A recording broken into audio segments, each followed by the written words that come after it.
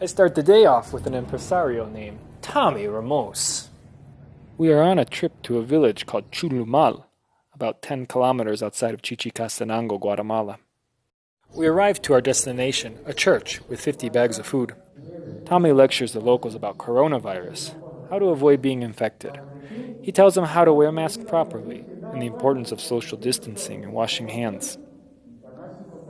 There's a lot of fear about the virus, about the lockdowns, and the uncertainty of the economy that has now left many people unemployed and without hope. As you can see, it's a small crowd. They only ask one person per household to come receive the donation. The situation here in Guatemala is grim.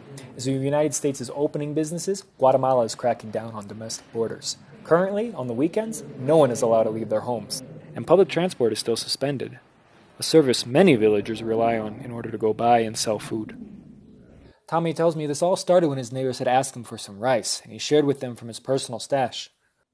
Once word got out, various missionaries wired cash donations, enabling him to purchase food in bulk quantities. The bags contain the basic staples: salt, oil, rice, corn, beans, sugar, oatmeal, soap, and detergent.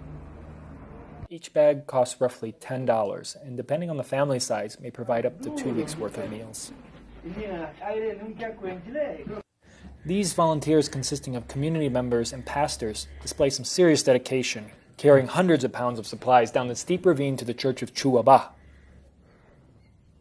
Tommy's team, once they get to the bottom, have to separate about 150 bags worth of supplies. And as you can see, there are no foreigners here.